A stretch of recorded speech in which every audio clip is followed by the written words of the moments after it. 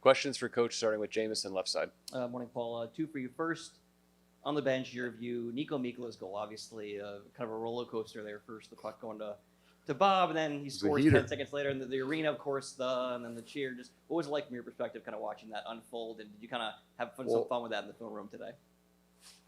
You have to understand from the bench, there's two corners, two sides of the ice. You really don't see much. You got to look at the jumbotron. So I see him spin, and then my eyes kind of get away from him. I'm just looking where everybody else is on the ice because I think this puck's coming north and almost went 5 holes. So, yeah, you don't see that very often. And then he gets up the ice and get on him, and I still drop past puck to the net. But he's been. I don't think either team. No, that's not true.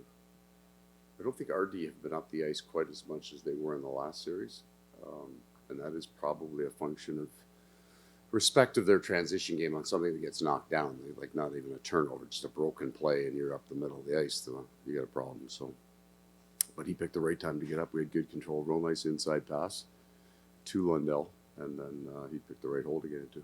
And then on Evan Rodriguez, we talked all year about how you have, the pairs of forwards that keep together, and you always make that third guy. Roddy's kind of been that third guy on every line at some point. How do you know when a player can play that role and kind of be that Swiss Army knife? Oh, you're looking for blocks of time of success. It doesn't have to dominate. It's certainly not going to last. No line does. Blocks of time, and then you probably have 3 or 4 things that we can do up front with our lines. Vladimir played with Barkey. We have 3 guys that have played that left side. Reinhardt is the consistent piece. And because of injuries, then you're almost forced to look at everything, which is really, really good for you. You don't like it at the time, but when you get into a game, even last night when Barkov leaves the game, we get fairly close to lines that we've understood or that we've had to run for 5 or 6 games. So it's not, hey, I'm playing with somebody new. So hey, I'm back playing with you again. So the adversity helps. Front row.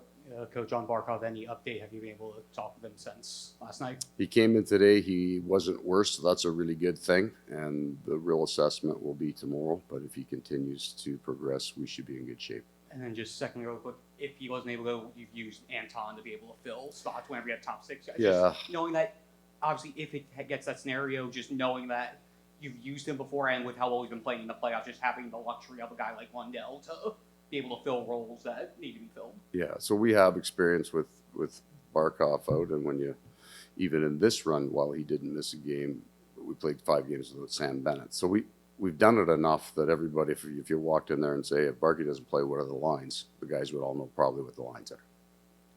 Right side, George. Going back to Barkov, is there a possibility that do you expect him to travel with you first? And could you know what, George? I don't know that I can do all the hypotheticals for you. He left. We had some things that needed to get looked at today. They got looked at, so there's nothing sinister there. So we kind of passed that. He felt better today. Feels good. But you got to give it then another 24 hours to make sure that he's still feeling strong. And if he continues to progress, then we think he'll be a player for us. And to follow up on Nikolay Mikhailenko, the sense of humor with him, like maybe a lot of people don't talk. Like last night, it was like, he woke Bobby up or whatever. He was like, good thing Bob was awake. He's a great personality. And I've said this kind of during the year. And we've we're always, I was going to say it'd be great if you guys could spend a lot of time with him, but then we spend a lot of time trying to make sure you guys don't spend too much time with our guys. So forget that. But he is an incredibly interesting guy. What's great is when he's coming to the bench, if there's something that's broken down, and I'm not sure if he's screaming in Finnish or it's in English, but it is funny as hell. And it's consistent. So he plays at a really high energy level. So a lot of times these kind of big lanky guys you don't really think they're moving that fast, but they are. He looks like he's getting across the ice, and he competes hard. That's what we like the most of him. But he talks at a high energy level too on the bench, and that's great, right? We have some quiet players on our bench, and that's fine. That's who they are. But those guys like Mikkola, who's got nobody knows. Well, there's 4 other Finnish guys know what he's saying, but nobody else knows what he's saying. Right side. Paul, you wake up this morning. I presume you've probably watched the game again. Mm-hmm. What are your thoughts on the hit on Barkov day after? Is your view different than maybe what it was at the time? Well, I would view it without as much emotion, and then I don't. It's done. Refs called a penalty on the ice. The league looks at just about every single hit. They'll make their decision, and then we aren't dealing with that anymore today. And then part of that is just the discipline, mental discipline to leave the game where it is, regardless of the result. And I don't need. I understand why you guys want to talk about it. It's a story. Shit, you guys 7 weeks of this stuff, so you got to grind too. But I'd stay out of it. It's done for me. It's all done. Left side, second row. Going to Edmonton now, you know they're going to come out desperate for game 3. What do you guys have to do to make sure you stay within your game and are prepared to handle their push? Well, first you kind of reach back and take a look at what you've learned. Right, we've been in situations where there would be a heavy push by what would then be the home team. There is an advantage in they've got 2 basic advantages going back to Edmonton, and one is that adrenaline push that they get. There's a certain freedom that comes as we get moved further into series for both teams. There's not 10 games left. We know that, and also the last match at home. Right, that's the other thing they get to do. So. I'm going to make very sure I don't walk into the room any differently than I have at any other point in time for a road game. We're a pretty good road team. They're an excellent home team, as you would understand. Not particularly about Barkov, but how do you think that the star players in the NHL are protected Yeah, I do. well enough? But yes, I do. I think overall, in that area, the game has never been as in good a shape as it is now. There just aren't players on the ice. First of all, I don't even know if there's any players on the ice who are consistently being suspended because they take shots at star players. You just don't see it. And I think the players respect each other on the ice. It's the final. The stakes are high. The hits are finished. I have no problem with that. We'd like both teams to stay 100% healthy straight through it. That would be fair for it's not just players, it's the organizations work so hard to get there. That would be the perfect world. But I think the league and the players, more importantly, the players themselves do take care of each other on the ice. Front row, left. Paul, last night as you came to talk to the media after the game, you didn't necessarily look like the coach who was up 2-0 in the Stanley Cup Final Series. I was grumpy. I'm You allowed. seem to be in a lot better mood today. Would you please talk us through that emotional roller coaster that you go through post-game to the morning after? Yeah, I am. I try to present myself honestly. I would have measured my words. I know going into that press conference that shut up. Like I'm telling myself, just shut up. Because it's emotional, right? You're wired. So I tried to keep it short. I know I'm being a bit of a jerk to you, and you guys don't deserve it. You didn't do anything wrong. But that's how I felt. That's exactly what I was feeling. But I don't think that's true what I just said to you. You didn't get to see what I was feeling. So the manifestation of it was just grumpy grinding his teeth. But I didn't swear, I don't think. So the jar is empty. And I want our team to have the mental discipline to leave the game at the night. So you got my emotion from the game last night, and that one's gone. So today is my off day. It's pouring rain in Florida today. I'm okay. Left side, front row. Are you a big Oprah fan? I'm sorry? Are you a big Oprah fan? How I'm feeling, I like that.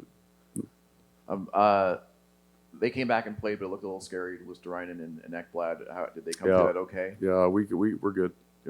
And just because you guys were so banged up last year, you are healthy sort of now. Is that kind of a blessing? I mean, with the depth you have. Yeah, it's a complete blessing. I mean, we were beat to death. So Ekblad had a broken foot. It popped his shoulder out twice and had strained or torn an oblique. And I think he did 3 of those in the Boston series. How much fun was that? 6 weeks for him. Bennett broke his foot and didn't tell anybody. If you don't tell a trainer, he doesn't know that shot block hurt. And at the end of the season, he said, yeah, you probably should x-ray my foot. And he broke. We had a whole bunch of those, right? So we're lucky, and that's the fear of all of this for the Oilers and for us, it changes on a hit. You go from your team looks a certain way to Luosterainen blocks a shot and it's over, and now your team looks different. That is the risk, I guess. I don't take it. The risk the players take, in a full contact sport. Some of it is, yeah. Like if that puck hits Lusty 2 inches lower, it's a great shot block, and we're high-fiving everybody, and we look a little bit different. So there is that element. We'll take 2 more So questions. the practices, like the day before a series starts, they're almost fun to watch, right? If you do any kind of competition drills, they're all about 5 feet off each other. Nobody wants anything bad to happen. 2 more for coach, right side, second row. Paul, you guys, I think, only allowed 7 shots on goal over the first 2 periods. I can't imagine that's something that happens to Edmonton often. So just what did you like when you went back and rewatched, the defensive performance? I thought it was an extension of our third period. We play a fairly hard gap game defensively. If you are off, the Edmonton Oilers more than any other team in the league, if you're off that gap by a few feet, you're not even wrong, right? On the video, I can't say, why are you 50 feet off this guy? You're only 3 feet off the guy. And I understand why human nature says you have to give ice to some of these players. They're so fast, but you can't get caught in the gray area playing this game that we play. And I thought we were pretty courageous with our gap. Last question, back left. Just please wait for the microphone. Hi, Paul. You talked about some of the funny stuff that happened last night. That there was even a sleeper hold there at the end of the game. Is it more difficult? I've got about 5 minutes left to go in the game. I'm sorry? I'm not joking. I haven't got to that sleeper hold part. I was going to say, is it more difficult for players to adapt? I guess the rule book is not the same now as it is maybe in October. I don't know. Like 3 or 4 of those calls, I would consider light. It's not a complaint, but you want the hitting in the game, right? I don't feel that the rule book. I don't feel like we played 4 games, regular season games against Boston, that were every bit as heavy as every playoff game we've played, possibly with the exception of the 6 games we played against Boston, which were brutal, right? As heavy and as mean as I've ever seen it. So I don't feel this is an overly physical series. This is a fast series from bench level. I walk away going, oh my God, these guys can get up and down the ice. Both teams. The transition speed is awesome.